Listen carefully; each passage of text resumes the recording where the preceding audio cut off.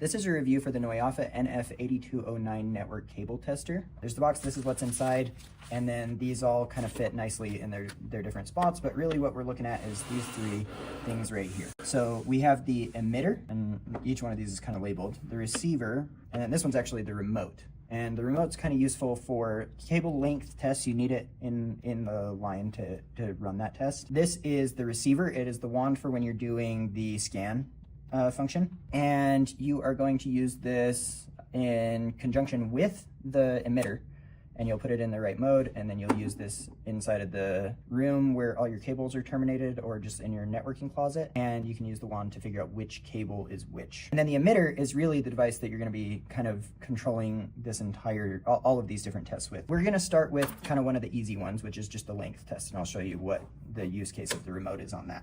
So let's turn it on. To get started, let's just go with the length test because it's pretty easy. I'm going to put it into the length test mode. Oh, by the way, select is, or highlight different options is the left and right keys. This is your back button. There are two pages on the menu, so you can cycle between the different pages here. And then the OK button, power button, backlight button. So we'll highlight the length option in the menu. We'll hit OK. This is a Cat 6 cable that we're going to be testing with, and I'm going to change the unit to foot, and to get to start test, it's in the middle. So on the device, on the emitter, we're going to use the length/flash port, and they all make sense for what you're using, but you do have to make sure you're plugged into the right place, or else it will not work. This is what you use the remote for. So this is a 5.5 foot cable, and you're going to notice that it gives me a slightly off number, but seemingly the longer the cable gets, the kind of more accuracy you get. These are just your different pairs that it's running through. So pair 1, 2, 3, 4, 5, 6, 7, 8, all at 7.7 feet. Next, we're going to run through the continuity test. So I'm going to use that same cable that we were using before, and we have a couple of different options for that as well. That is another place that the remote can come in play. So I'm going to show you that as well here, but there's two different styles of menu that you're going to see when you run that test. If you're running the remote, it's just going to show you the pass-through of the different cables. And again, you have to unplug everything and you have to plug it into the right port. So we're going to use the scan, or the continuity option, sorry. And that's this top port on the left-hand side. We're just gonna hit OK. There's no menu options to change here. You just hit OK again to test it, and you're gonna see pass-through. So this cable is good on all of these, and I'm gonna show you what a bad cable looks like because I have one here that we made. That into the continuity in the remote. We're gonna run the test. OK, and you can see that 8 is showing as not connected.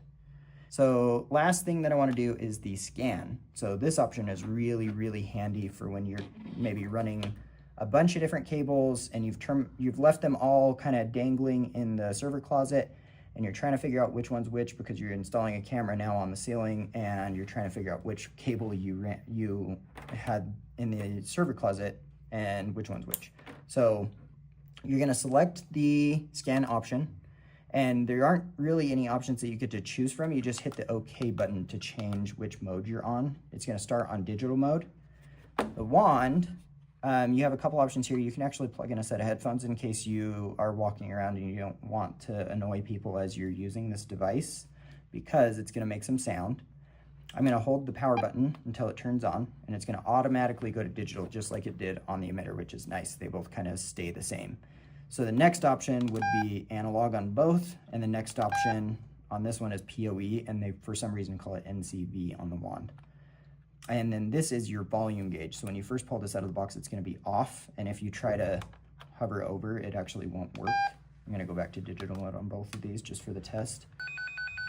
So the digital is nice because you don't get the quieter feedback option. If I switch to analog on both of these, if you don't get a very strong signal, like you have a shielded cable, it can be really hard to hear that, even if it's turned up all the way.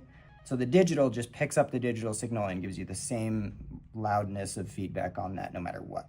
It does also have a flashlight so that you can kind of see where you're going with this button here, and which can be nice in a dark server closet. So now we're gonna test the cable length on a longer cable. This cable actually goes through our walls and back to the server closet.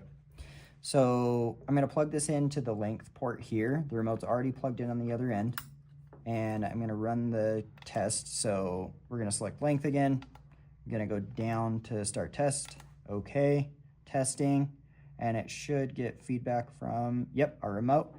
and it reads about 55.5 feet, and that cable is about 50 feet. So a little bit more accuracy on a longer cable. So overall for the price, I would say that this is actually pretty good bang for your buck. There was a little discrepancy on length, but I don't really find that as a huge deal. I'm not looking for complete accuracy when I'm running a length test. The one thing that I don't love, but it's fine, is if you're running a bunch of tests right in a row, like you're trying to find a scan and figure out where that cable is and then do a continuity test after you've figured out which cable is which, and then you plug it